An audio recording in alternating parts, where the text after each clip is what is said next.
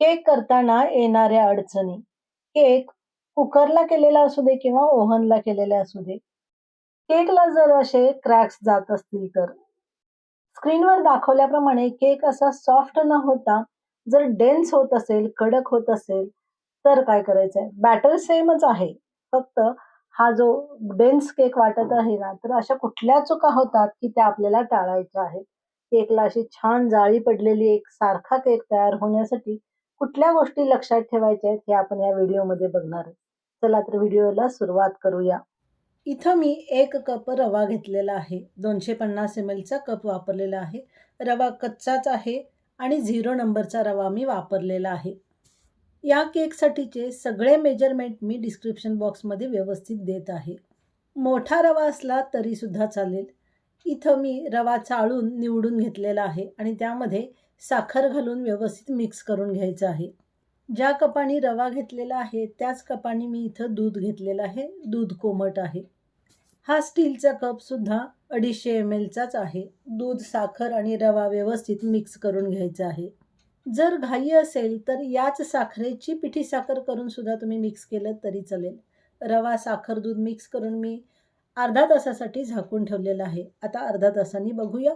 साखर यातली पूर्णपणे विरघळलेली आहे आणि रव्याने दूध पूर्ण शोषून घेतल्यामुळे बॅटर थोडेसे घट्ट झालेले आहे. रिफाइंड ऑइल लावून मोल्ड व्यवस्थित ग्रीसिंग करून घेतलेला आहे. तळातून सुद्धा आणि साईडने सुद्धा. त्यामध्ये बटर पेपर त्या साईजचा एक कट करून लावलेला आहे. आता सगळ्यात महत्त्वाची गोष्ट, या केकसाठी 8 इंचाचाच मोल्ड वापरायचा. याच्यामध्ये केक व्यवस्थित एकदम बेक होतो. अजून एक महत्त्वाची गोष्ट, बटर पेपर लावताना किंचित आतल्या बाजूला कट करायचा. म्हणजे तो केक जेव्हा डिमोल्ड केला जाईल ना, त्यावेळी काठ न चिरता सुरीने आपण जेव्हा डिमोल्ड करतो ना, त्यावेळी काठ चिरत नाहीत आणि सहज प्लेन छान केक डिमोल्ड होतो. यामध्ये पाव कप तूप पातळ करून घेतलेले आहे. जर याच्याऐवजी तुम्ही रिफाइंड ऑइल वापरलं तरी चालेल. तूप व्यवस्थित केकमध्ये मिक्स करून घ्यायचे. या केकला रिफाइंड तेलापेक्षा घरच्या साजूक तुपाची चव फार छान लागते. यातच मी पाव कप होईल इतकं मिल्क पावडर घातलेलं आहे. मिल्क पावडर घालणं हे टोटली ऑप्शनल आहे, पण मिल्क पावडरमुळेच हा केक चवीला फार छान होणार आहे. या केकमधली सगळ्यात महत्त्वाची गोष्ट आहे ते साजूक तूप आणि मिल्क पावडर, या 2 गोष्टीमुळेच हा केकला एक एक्सक्लुसिव्ह चव येणार आहे. आता यामध्येच मी पाव कप होईल इतकी कस्टर्ड पावडर घातलेली आहे. जर तुमच्याकडे कस्टर्ड पावडर नसेल, याबदली तुम्ही कॉर्नफ्लोअर वापरलं तरी चालेल. कॉर्नफ्लोअर वापरताना किंवा कस्टर्ड पावडर वापरताना शक्यतो चाळून वापरावे. 1 कप ऑलरेडी आपण दूध घातलेले आहे. आता पाव कप मी दूध घेतलेलं आहे आणि त्यातलं साधारण 2 टेबलस्पून होईल इतकं मी दूध घातलेलं आहे. हे सगळं मिश्रण आपल्याला व्यवस्थित मिक्सरला एकदा फिरवून घ्यायचे आहे. सगळे मिश्रण मी मिक्सरच्या भांड्यामध्ये घालून घेतलेले आहे. आता यामध्ये 1 टीस्पून होईल इतका मी इसेन्स घातलेला आहे. व्हॅनिला इसेन्स आहे. जर तुम्हाला दुसरा कोणता इसेन्स वापरायचा असेल तर कस्टर्ड पावडर मग वापरू नये. त्याच्याऐवजी कंपल्सरी कॉर्नफ्लोअर वापरावे. कारण कस्टर्ड पावडरमध्ये व्हॅनिला इसेन्स असतो. आणि आता स्क्रीनवर मिक्सरला लावलेलं बॅटर तुम्ही बघू शकता. बॅटर एकदम रिबन कन्सिस्टन्सीमध्ये पडत आहे आणि हे असंच असायला हवे. जर हे बॅटर तुटक पडत असेल तर 1 किंवा 2 टेबलस्पून होईल इतकं यामध्ये दूध घालावे. त्यापेक्षा जास्त घालू नये आणि बॅटर व्यवस्थित रिबन कन्सिस्टन्सीमध्ये करून घ्यावे. या बॅटरमध्ये दूध जास्त झाल्यास केक चिकट होतो, ही गोष्ट लक्षात असू द्यावी. लहान बर्नरवर लहान गॅस करून पॅन मी गरम करायला ठेवलेला आहे. आता यामध्ये तळाला मीठ घातलेलं आहे. कुकरला शिट्टी लावलेली नाही आणि रिंगसुद्धा लावलेली नाही. पॅन कुकर 10 मिनिटासाठी प्रीहीटिंग करायचं आहे स्लो फ्लेमवरच. आता 1 टेबलस्पून होईल अंदाजे इतके मी टूटी फ्रुटी घेतलेली आहे आणि 1 टीस्पून होईल इतका मी त्यामध्ये मैदा घालून व्यवस्थित कोटिंग करून घेत आहे. यामुळे टूटी फ्रुटी केकच्या तळाला जाऊन बसत नाही. आता सगळ्यात महत्त्वाची गोष्ट, बेकिंग पावडर आणि बेकिंग सोडा घेताना पॅक डबीमधलाच घ्यावा. चमचा भरताना नेहमी सपाटच भरावा. इथं मी 1 टीस्पून बेकिंग पावडर आणि पाव टीस्पून सोडा घेतलेला आहे. पॅक डबीतला सोडा आणि पावडर याचा रिझल्ट फार छान येतो. अजून एक महत्त्वाची गोष्ट, पावडर आणि सोडा जेव्हा घालाल तेव्हा असं स्क्रीनवर दाखवल्याप्रमाणे चाळणीने चाळून घालावा. सोडा चाळून घातल्यामुळे केकमध्ये रेड स्पॉट तयार होत नाहीत. याला ॲक्टिवेट करण्यासाठी आपल्याला लगेचच 1.5 टीस्पून होईल इतका लिंबाचा रस घालायचा आहे. आता सगळ्यात महत्त्वाची गोष्ट, हे बॅटर फेटताना एकाच दिशेने फेटायचं, उलट-सुलट फेटायचं नाही आणि खूप वेळसुद्धा फेटायचं नाही आहे. माझा स्वतःचा केकचा बिझनेस आहे आणि मी प्रोफेशनली केकच्या ऑर्डर्स घेत असते. अनिताज केक बास्केट हेही माझं एक यूट्यूब चॅनल आहे, जिथं तुम्हाला युनिक डिझाईन्स केकच्या पाहायला मिळतील. एकदा नक्की व्हिजिट करा. बॅटरमध्ये आपण टुटी फ्रुटीला मैदा लावून घेतलेला आहे, तो घालायचा आहे. इथं माझ्याकडून तो व्हिडिओ थोडासा स्किप झालेला आहे आणि वरून पण थोडंसं मी टुटी फ्रुटी आणि पिस्त्याचे काप घातलेले आहेत. इथं एक गोष्ट लक्षात येते का बघा, मी बॅटर किती भरलेलं आहे.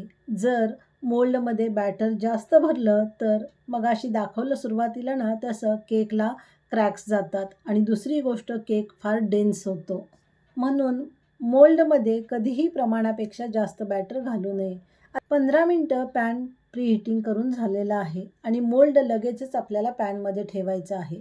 आता काही महत्त्वाच्या गोष्टी. नंबर 1, पॅनमध्ये मोल्ड ठेवल्यानंतर किमान 40 मिनटं तरी पॅन अजिबात उघडू नये. नंबर 2, गॅसची शेगडी लहान आहे आणि गॅसची फ्लेमसुद्धा लहान आहे.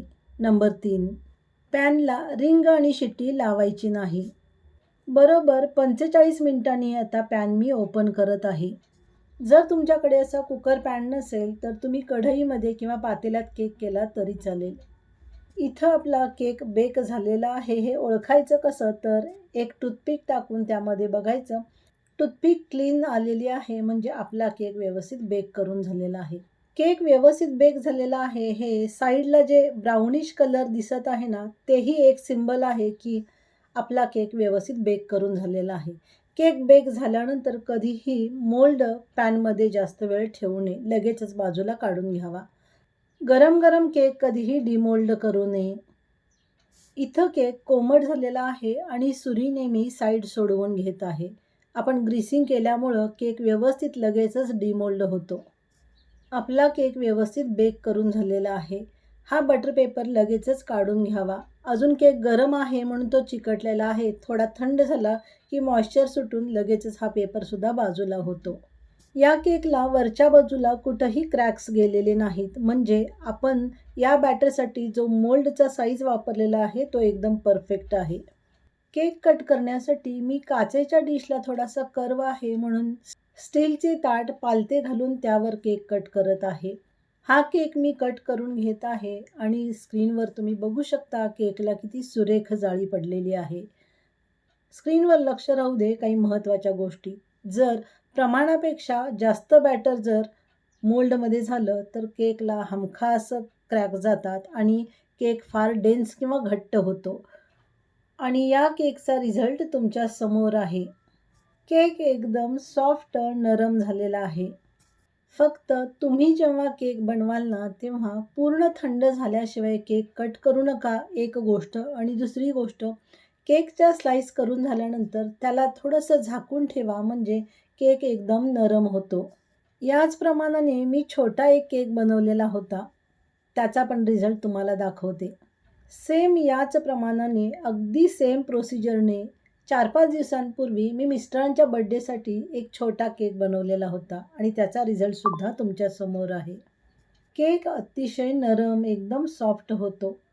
हा केक रव्याचा असल्यामुळे थोडासा ड्राय होतो, हा त्याचा गुणधर्म आहे. केक थंड झाल्यानंतर त्याच्या व्यवस्थित स्लाईस करून फ्रीजमध्ये ठेवल्यास हा केक 5 ते 6 दिवस व्यवस्थित राहतो. आत्ता आपण जो केक केलेला आहे त्याच्या मी पातळ स्लाईस केलेल्या आहेत आणि रिझल्ट तुमच्यासमोर आहे. अतिशय सुंदर चवीला होतो. तुपापेक्षा जर तेल घातलं, रिफाइंड ऑइल घातलं तर केक जास्त नरम होतो, पण तुपाचा केक चवीला जास्त छान लागतो. व्हिडिओमध्ये दिलेले मेजरमेंट आणि सांगितलेल्या सर्व टिप्स जर तुम्ही फॉलो केल्या तर तुम्हाला 100% हाच रिझल्ट मिळणार याची खात्री. ज्या गृहिणी घर बसल्या केकच्या ऑर्डर्स घेतात त्यांच्यासाठी सुद्धा ही रेसिपी एकदम परफेक्ट आहे.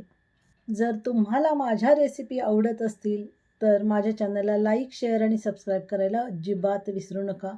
या केकच्या संदर्भात तुमच्या काही शंका असतील तर कमेंट बॉक्समध्ये नक्की कमेंट करा. मी माझ्या परीने सर्व प्रश्नांची उत्तरं द्यायचा प्रयत्न करत असते. हा केक करून बघा आणि फीडबॅक द्यायला अजिबात विसरू नका. परत लवकरच भेटूया अशाच एका हमखास रेसिपीसोबत. तोपर्यंत धन्यवाद.